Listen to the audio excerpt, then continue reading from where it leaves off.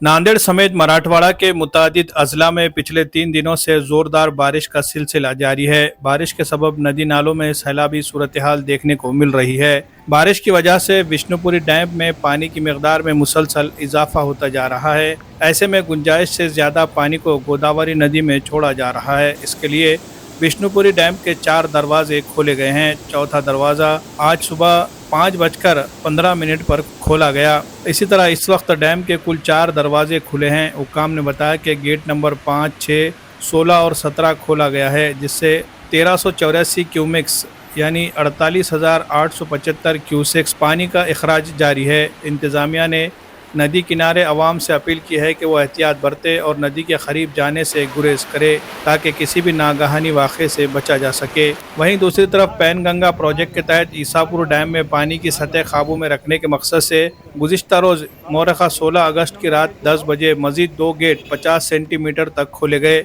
Dam की इंतज़ामिया के मुताबिक फ़िलहाल कुल 13 दरवाजे खुले हुए हैं, जिन्हें 50 सेंटीमीटर तक उठाया गया है। इसके नतीजे में पैनगंगा नदी के पानी में तकरीबन 22,062 क्यूसेक्स 624.709 क्यूमेक्स पानी का अखराज जारी है। इंतज़ामिया ने वाज़ेह किया है कि डैम में पानी की आमद को देखते हुए पानी के अखराज में इजाफा या कमी करने का फैसला किया जाएगा। इस मौके पर डैम के सैलाब कंट्रोल सेल ने नदी किनारे और मुमकिना तौर पर सैलाब से मुतासरा देहातों के रिहायशियों से अपील की है कि वह एहतियाती तदाबीर इख्तियार करे और गैर ज़रूरी तौर पर नदी के करीब जाने से गुरेज करे।